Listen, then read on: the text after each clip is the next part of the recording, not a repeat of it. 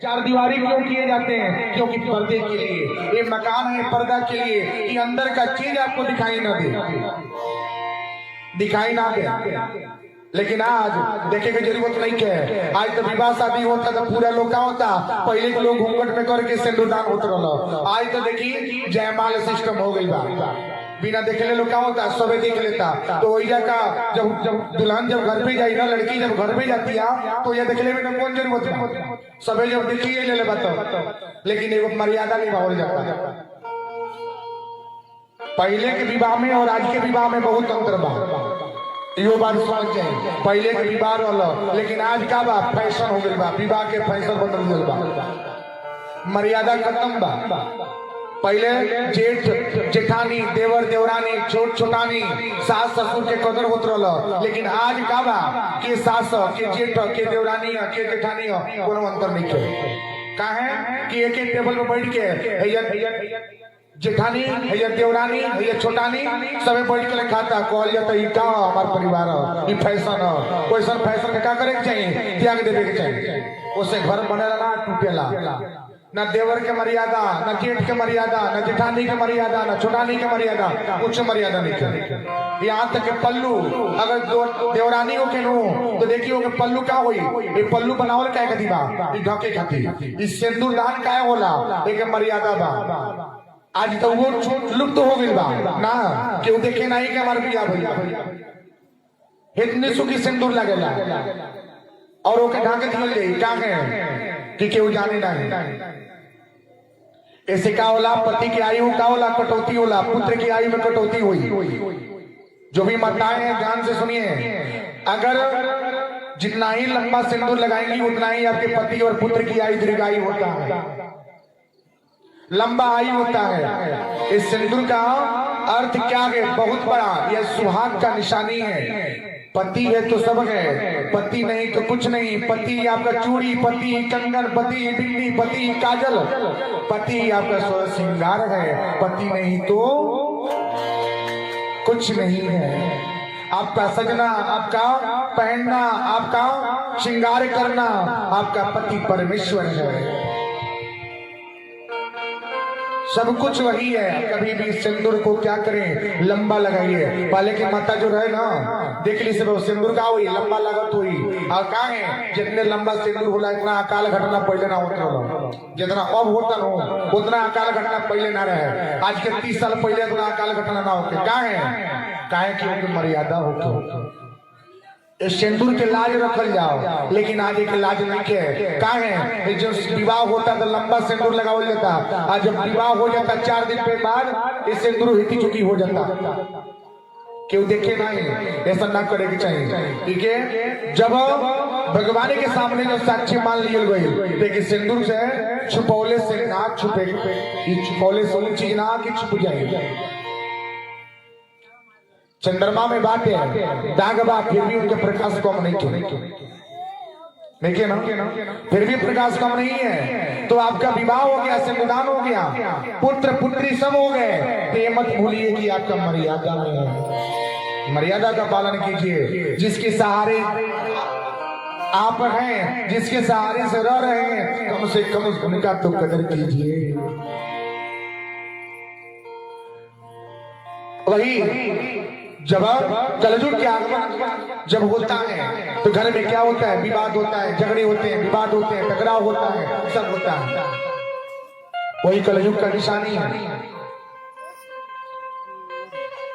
एक बार राजा परीक्षित, कौन है राजा परीक्षित? कौन? प्रश्न आ गया। राजा परीक्षित अभिमन्यु के पुत्र और किसके पुत्र हैं? अभिमन्यु के ही पुत्र हैं। अभिमन्यु कौन? अर्जुन के पुत्र हैं। राजा परीक्षित जब नगर भ्रमण के लिए निकलते हैं, जब निकले तो देखिए क्या एक सांवला व्यक्ति था और एक गाय को मार मार के 3 पांव तोड़ दिया था। ध्यान से सुनिएगा, मार मार के 3 पांव तोड़ दिया था। गाय रो रही है, बछड़ा रो रहा है। राजा परीक्षित उस व्यक्ति से बोले, क्या ये क्या कर रहे हो? हमारा राज्य है। राजा परीक्षित चक्रवर्ती सम्राट थे, जो द्वापर का अंत हो रहा था, कलयुग का आगमन हो रहा था। उस समय हर घर में मकान में ताले लग रहे थे। राजा परीक्षित नगरवासियों से पूछे, क्या तुम क्या कर रहे हो? उन्होंने बोला, महाराज आपको पता नहीं, कलयुग का आगमन हो रहा है, कलयुग का आगमन हो रहा है। अब राजा परीक्षित उस व्यक्ति से बोलती है, क्या तुम क्यों मार रहे हो? क्यों मार रहे हो? उस सांवला व्यक्ति ने बोला कि महाराज जब तक ये गाय रहेगी तब तक हमारा यहाँ पे बसेरा नहीं होगा, तब तक बसेरा नहीं होगा। जब तक ये गाय रहेगी, गाय क्या है? सीधे साधे, यानी कि सरल सीधा साधा। गाय का पालन कितने लोग करते हैं? हाथ उठाइएगा। गाय का पालन कितने लोग करते हैं? गौ सेवा कितने लोग करते हैं? गौ की सेवा जो करता है ना, उसके घर पे कभी दुख दरिद्र नहीं होता, कहीं ना कहीं से उसका भरण पोषण के लिए हो जाता है। क्योंकि गाय क्या है? लक्ष्मी है, लक्ष्मी स्वरूप है। गाय का गोबर, गाय का मूत्र, गाय का घी, गाय का दूध, गाय का दही पूजा पाठ में लगता है। तो गाय का पालन समझिए कि सबसे बड़ा धर्म होता है गौ का सेवा करना। और चक्रवर्ती राजा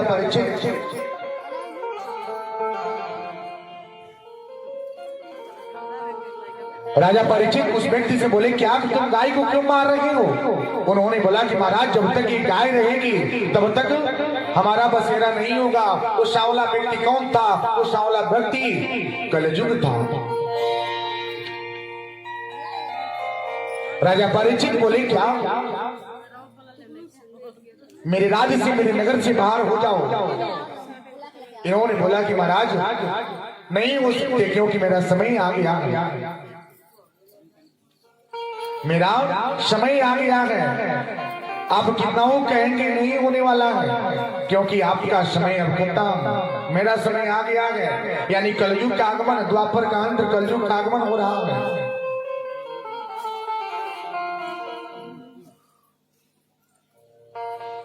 चार युग हैं। चार युग क्या है? सतयुग है, त्रेता, द्वापर और कलयुग। एक कलयुग है। कलयुग के बाद इस सृष्टि का अंत हो जाएगा, इस सृष्टि अंत हो जाएगा। और वही मैंने बोला ना, मनु और शत्रुपा, जो अभी आपने कथा सुना है वैसे ही होगा। फिर से चारों तरफ जल ही जल होगा, और आने वाला समय होगा ऐसा लगेगा कि आसमान में छेद हो गया है, छिद्र हो गया है, पानी की धार रुकेगा नहीं। आने वाला जो कलयुग होगा, लगातार 12 साल जल ही जल बरसेगा, जलाशय चारों तरफ जल होगा, और एक कलयुग का अंत हो जाएगा।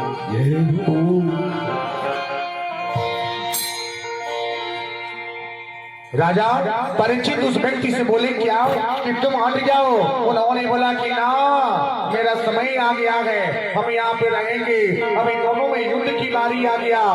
फिर राजा परीक्षित बोले, क्या कि तुमको जाना ही होगा?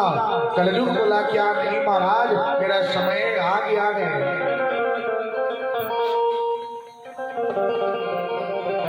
अब कलयुग हाथ जोड़ते व्यक्ति बोला, क्या हे राजा, आप तो चक्रवर्ती सम्राट हैं, चक्रवर्ती सम्राट हैं,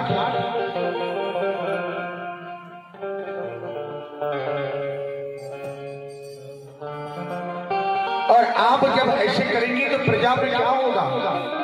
हमें भी कुछ रहने का जगह दे दीजिए, हमारा भी गुजारा उसमें चलता रहे, हमारा भी भरण पोषण होता रहे। राजा परीक्षित बोले कि ना, जब कलयुग यहाँ पे रहेगा तो नगर का नाश हो जाएगा, खत्म हो जाएगा। फिर भी विनती अर्चन किए और बोले, क्या महाराज आप चक्रवर्ती हैं, हमें भी कुछ ऐसी जगह दीजिए जैसे कि हमारा भी रहने का ठिकाना हो जाएगा। राजा परीक्षित विचार किए और उन्होंने रहने का ठिकाना 4 जगहों पे दे दिए। कितना जगह पे? 4 जगह पे। कौन कौन सा जगह पे? दूतम पानम स्त्रियाम सोना चतुर्विदा। ये 4 जगह राजा परीक्षित ने रहने का ठिकाना दिए। किसको? कलजुग को। दूतम, दूतम का अर्थ क्या है? दूतम पानम स्त्रियाम सोना, ये 4 जगह है। दूतम का अर्थ क्या है? दूतम का अर्थ ताश, पत्ते खेलना, यानी कि जुआ। जुआ, जिसके घर पे अगर पति देव अगर जुआ खेलते हो ना, तो आप लोग मना कर दीजिएगा, क्योंकि जुआ क्या है? नाश नहीं, सत्यानाश है। नाश नहीं, पूरा सत्यानाश है। क्योंकि अगर जुआ नहीं होता तो द्रौपदी का चिरहरण नहीं होता। अगर द्रौपदी का चिरहरण नहीं होता होने के वास्ते जब ये बात वहां पे जब ठन गई तो कौरव और पांडव में युद्ध नहीं होता और कौरव का सत्यानाश नहीं होता। ये जुआ ही तो है, ये जुआ के वास्ते तो है। आजकल क्या करते हैं? पत्ते खेलना, दूतम पानम स्त्रियां, ये पत्ते खेलना, जुआ खेलना, घर पे भी साटे लगना शुरू हो जाता है। घर पे ही साटे लग जाते हैं, यानी क्या? चलिए 100 रुपये का मैंने लगा दिया, आज मेरा गेम 100 रुपया लग जाए। 100 रुपया से 1000 हुआ, 1000 से 10,000 हारा, 10,000 से 1 लाख हार गया। पता चला कि पूरा घर बर्बाद हो गया। तो कभी भी जुआ को अपने से परित्याग करें, अपने से दूर रखें। जुआ घर में आने ना दें, क्योंकि जहाँ पे जुआ होला, अगर जो घर में पत्ता होके वो घर में को बनी ना, वो घर बिगड़बे करी। एकरा के रक्षा कर रउरा सब के हाथ में बा। काहे के लक्ष्मी स्वरूप पैसे है। भगवान शंकर जी के मनावे खातिर पार्वती जी का कोई सुननी नु अमर कथा में, तो रउरा सबन कहाँ ही सब है? लक्ष्मी स्वरूप ही सब है, और पति देव नारायण के नारायण ही सब है। तो जो रउरा कहे हुए सब करी, तो लक्ष्मी जी अपने बस में कैले रही, पाँव दबावले रही, खूब मान सम्मान करी ले, भगवान को खुश रही। आज जहाँ प्रेम होला तो घर में कबो दुख दरिद्र ना होला, कबो कष्ट ना हुई, कबो दरिद्र ना हुई।